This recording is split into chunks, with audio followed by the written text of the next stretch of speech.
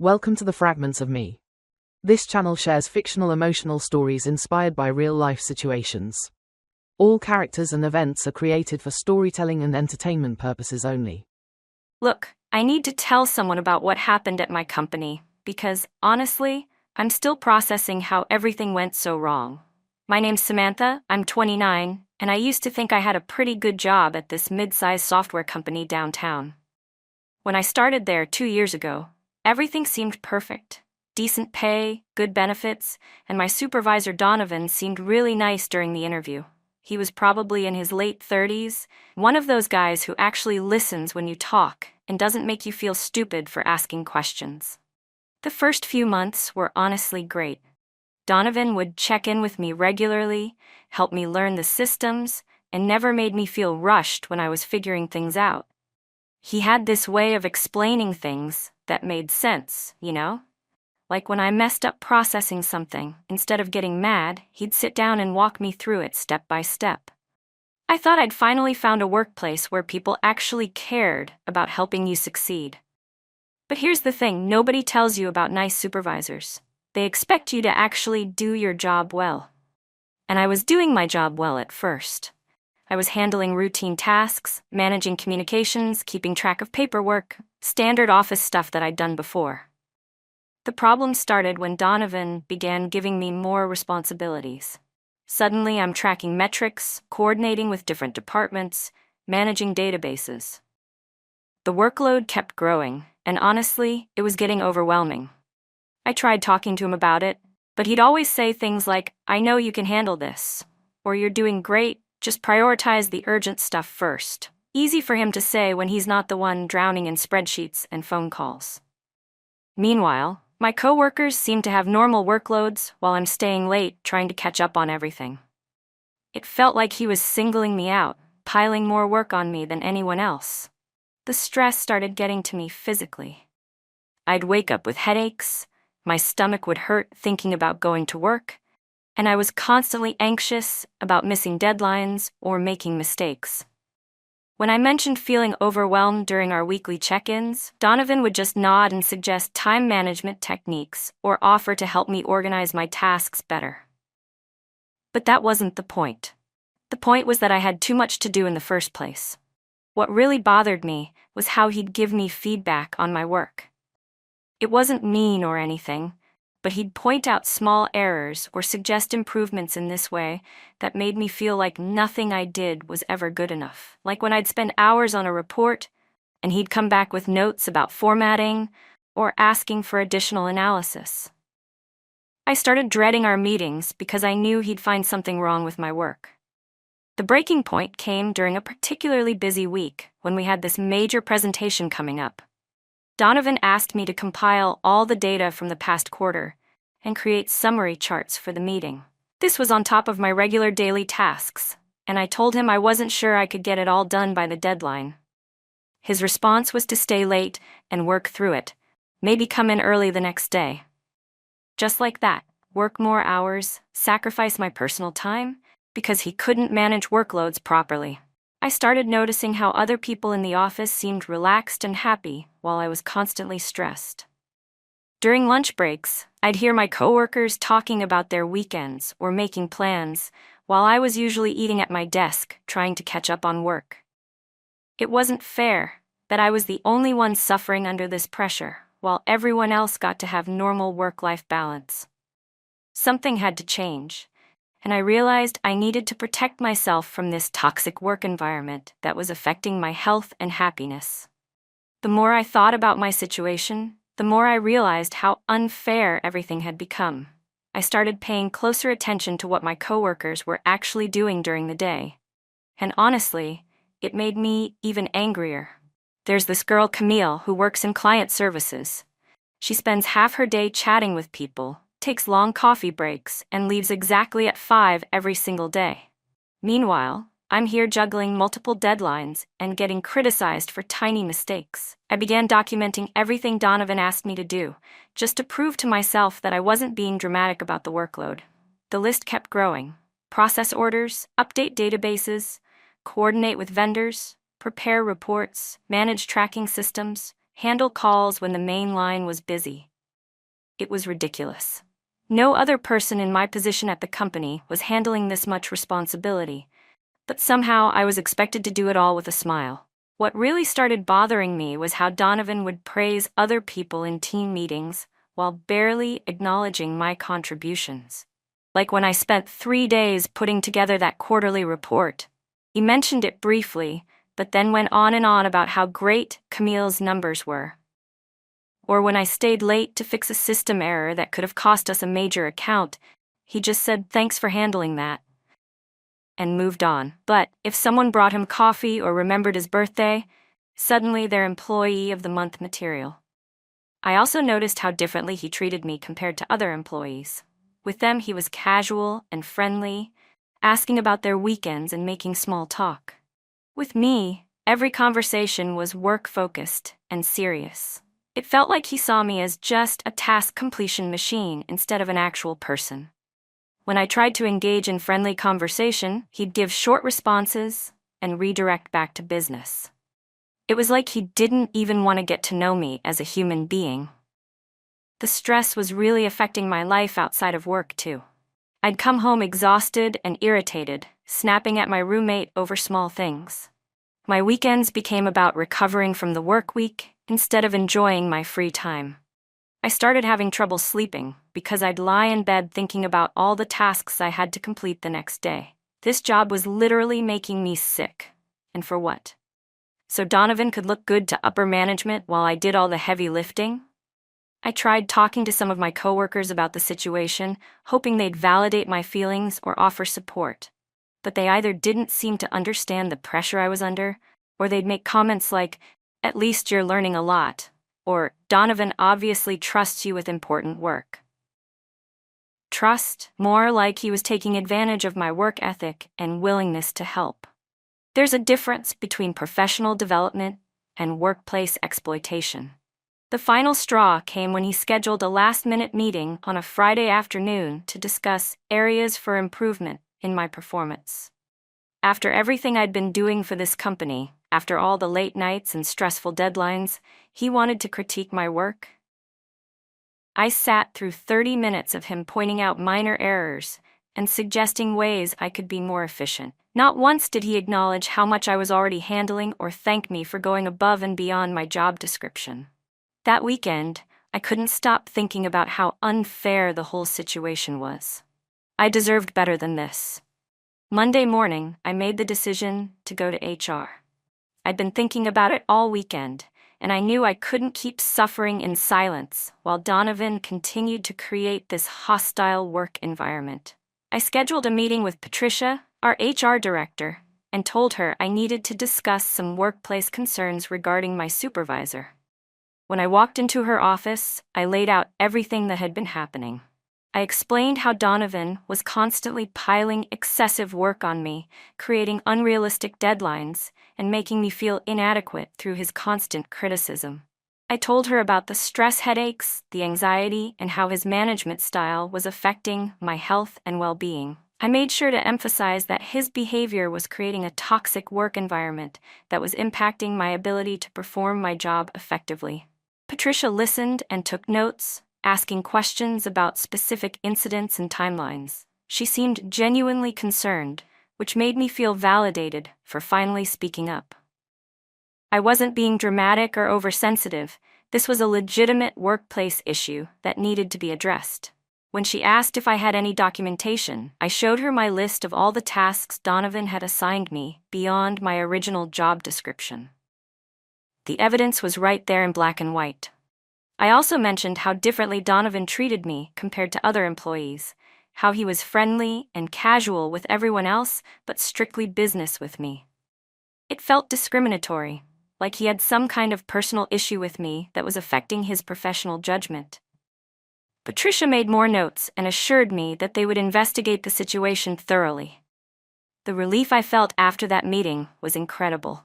Finally, someone in authority was taking my concerns seriously.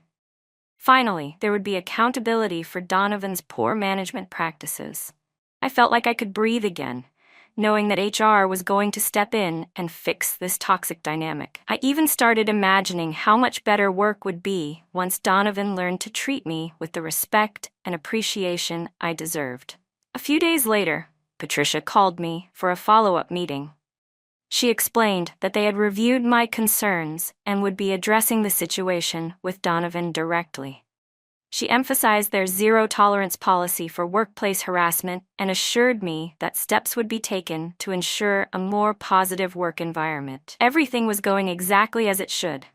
But then something unexpected happened. Instead of Donovan changing his management approach or apologizing for his behavior, he started acting even weirder around me. He'd barely make eye contact during meetings, his responses to my questions became shorter and more formal, and he stopped giving me feedback on my work altogether. It was like he was trying to minimize all interaction with me, which wasn't solving the problem at all. Within 2 weeks of my HR meeting, Patricia called me into her office again. This time, her tone was different, more serious and formal. She explained that after their discussion with Donovan about creating a better work environment, he had decided to submit his resignation. He would be finishing out his 2 weeks and then leaving the company to pursue other opportunities. I was shocked. I never expected him to actually quit over this. Part of me felt satisfied that my complaints had been taken seriously enough to result in real consequences. But another part of me started worrying about what this meant for my day-to-day work situation. Who was going to manage our department? Who would I report to? And honestly, who was going to handle all the tasks that Donovan usually took care of? Patricia assured me that they would begin the search for a replacement immediately, and that in the meantime, I should continue with my regular responsibilities and reach out if I needed any support during the transition period. Donovan's last 2 weeks were incredibly awkward. He barely spoke to me except when absolutely necessary for work handoffs, and when he did, his tone was completely professional and cold. I could tell he was angry about the whole situation, but honestly, that just proved my point about his poor management skills. A good leader would have taken the feedback constructively, instead of getting defensive and running away from the problem. During his final week, he scheduled individual meetings with everyone in our department to transition ongoing projects and responsibilities. When it was my turn, he handed me a detailed list of tasks that he'd been handling, things I had no idea were even part of our department's workload. Client escalations, vendor negotiations, budget planning, monthly reports to senior management, interdepartmental coordination meetings. The list went on and on. Patricia said, "You'll be handling these temporarily until they find my replacement," he said, sliding the paperwork across the desk. I stared at the list, feeling my stomach drop. This wasn't what I had expected when I complained to HR. I thought they would just make him treat me better, not dump his entire job on me while he walked away from his responsibilities. I tried to ask him questions about some of the more complex tasks, but his answers were brief and unhelpful. It was clear he wasn't interested in making this transition easy for anyone. When I mentioned that some of these responsibilities seemed beyond my current skill level, he just shrugged and said, "You'll figure it out. You're smart enough." His sarcasm was obvious, and it felt like he was setting me up to fail out of spite. After Donovan left, reality hit hard. Suddenly, I was trying to manage not only my original tasks but also everything he used to handle. The client escalation calls alone were overwhelming. These were angry customers with complex problems that required decision-making authority I didn't have. When I tried to escalate issues to other managers, they'd tell me to handle it myself since I was covering operations. The vendor negotiations were even worse. These companies expected to deal with someone who understood contracts, pricing structures, and long-term business relationships. I was winging it, based on whatever notes Donovan had left behind, which weren't nearly detailed enough. One vendor actually asked to speak with someone who knows what they're talking about, after I couldn't answer basic questions about our policies. Meanwhile, Patricia kept checking in to see how I was adjusting to the increased responsibilities. Every time I mentioned feeling overwhelmed or needing help, she'd remind me that this was temporary and that it showed great initiative on my part to step up during the transition. She made it sound like this was some kind of opportunity, instead of acknowledging that I was drowning. The worst part was realizing how much work Donovan had actually been doing that I never saw. All those times I thought he was just sitting in his office doing nothing, he was actually managing client relationships, solving complex problems, and dealing with senior management pressures. Now that I was trying to handle even a fraction of his responsibilities, I was working 10-hour days and still falling behind. My coworkers started looking at me differently too. Instead of the sympathy I expected for being overwhelmed, some of them seemed annoyed that projects were moving slower, or that I couldn't answer questions the way Donovan used to. Camille actually made a comment about how things ran smoother before, when I couldn't immediately resolve a client billing issue. 3 weeks into this nightmare, I realized that my HR complaint had backfired completely. Instead of improving my work situation, I had created a worse problem for myself. But by then, it was too late to take anything back. A month after Donovan left, everything was falling apart, and somehow everyone was acting like it was my fault. The client complaints were piling up because I couldn't handle complex account issues the way he used to. One major client actually threatened to cancel their contract because I missed important details in their service agreement renewal. When I tried to explain to senior management that I was still learning these processes, they just looked at me like I was making excuses. The worst part was that Patricia kept scheduling these check-in meetings where she'd ask how I was managing my expanded responsibilities. But every time I brought up specific problems or asked for additional support, she'd give me these generic responses about growing into the role and showing leadership potential. It was like she wasn't actually listening to what I was telling her about being overwhelmed. Meanwhile, the search for Donovan's replacement was moving incredibly slowly. Patricia mentioned they'd interviewed several candidates, but hadn't found the right fit yet. In the meantime, I was expected to keep everything running smoothly while learning complicated processes that Donovan never properly trained me on. It felt like they were using me as free labor instead of prioritizing finding actual qualified management. Things got even worse when I made a major mistake with a vendor contract. I missed a renewal deadline that Donovan used to handle, and it cost the company a significant discount on services we needed. When the accounting department questioned the unexpected expense, it all traced back to my oversight. Senior management called me into a meeting to explain what happened, and I could tell they weren't happy with my explanation. That's when Patricia suggested I might benefit from professional development opportunities to better handle my current responsibilities. She handed me information about project management courses and leadership seminars, all things I'd have to complete on my own time. So not only was I drowning in work I wasn't qualified for, but now I was expected to sacrifice my evenings and weekends to learn skills that should have been Donovan's job in the first place. The final straw came when they brought in a temporary consultant to help with some of the more complex client relationships I'd been struggling with. This consultant, Marcus, was basically doing half of what used to be Donovan's job, except he was costing the company way more money than Donovan's salary ever did. And the insulting part? Marcus kept asking me to handle the administrative support for his work. So I was right back where I started, plus all the extra responsibilities they still expected me to manage.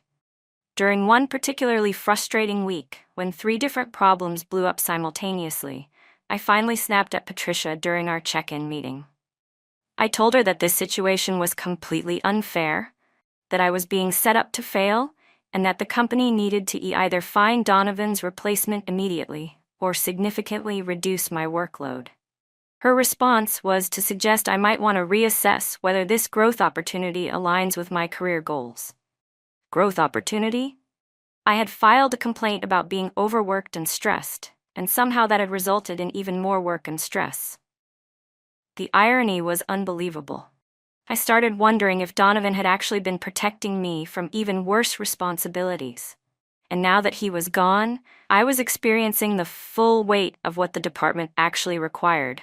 I also couldn't help but notice that some of my coworkers were avoiding me or acting differently around me. Word had gotten out that my complaint led to Donovan leaving, and not everyone was happy about the disruption it had caused. The office dynamic had completely changed, and I was starting to feel isolated and blamed for problems that weren't originally my fault. 6 months later, everything I thought I wanted had turned into a complete nightmare. They finally hired Donovan's replacement, a woman named Victoria, who had way more experience and education than me.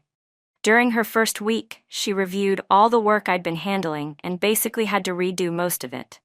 Apparently, I'd been making mistakes that were affecting client relationships and vendor agreements in ways I didn't even understand. Victoria's management style was completely different from Donovan's. Where he had been patient and explanatory, she was direct and efficient. She reassigned most of the complex responsibilities back to appropriate levels and made it clear that my role was strictly administrative support. At first, I was relieved to have a normal workload again, but then I realized what this meant for my career growth and how I was perceived in the company. The worst part came when I overheard Victoria talking to Patricia about the mess she'd inherited from the previous transition period. She mentioned having to rebuild relationships with several clients who were frustrated by poor communication and missed deadlines during my time managing those accounts. Hearing her describe months of my hard work as damage she needed to fix was humiliating beyond words. But the real devastation came when I found out what had happened to Donovan after he left. Through workplace gossip, I learned that he'd landed a senior management position at a much larger company, with a significant salary increase and better benefits. Apparently, during his interview process, he'd explained his departure as wanting to find a role with better organizational support and clearer communication structures. He basically made leaving sound like a strategic career move, rather than the result of my complaint. Even worse, I discovered he'd taken 2 of our best clients with him to his new company. These were accounts he'd built relationships with over years, and when they found out he was leaving, they decided to follow him to his new firm. The lost revenue was substantial enough that our company had to postpone planned bonuses and cut some employee benefits. My complaint hadn't just gotten rid of a toxic supervisor. It had cost the company major clients and affected everyone's compensation. The final blow came during my annual performance review with Victoria and Patricia.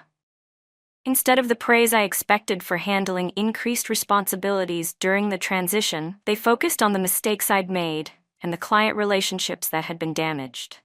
Victoria explained that while they appreciated my willingness to step up, the results had shown that I wasn't ready for higher-level responsibilities and needed to focus on excelling in my current role. Patricia then delivered the crushing news that my complaints about Donovan had been reviewed as part of the evaluation process. Apparently, their investigation had concluded that most of my concerns stemmed from normal workplace challenges rather than actual management problems. The increased workload I'd complained about was standard for someone in my position showing growth potential, and Donovan's feedback had been within normal supervisory practices. They explained that good managers often challenge their employees and provide growth opportunities, which can feel overwhelming initially, but leads to professional development. My inability to handle constructive criticism and additional responsibilities had been noted in my file as areas needing improvement. The review made it clear that my reaction to normal workplace expectations had been disproportionate and unprofessional. Now I'm stuck in the same role I started with, but with a reputation as someone who can't handle pressure and creates problems instead of solving them. My chances for promotion or advancement are basically non-existent after this whole situation. Meanwhile, Donovan is thriving in his new position, probably telling people about the employee who couldn't appreciate good management and drove away a supervisor who was actually trying to help her succeed. The worst part is that everyone else seems to have moved on, while I'm still dealing with the consequences of trying to advocate for myself in what I thought was a toxic situation. But honestly, I still don't think I was wrong to speak up. The workload was excessive, and he should have been more understanding about my limitations instead of just expecting me to figure everything out on my own.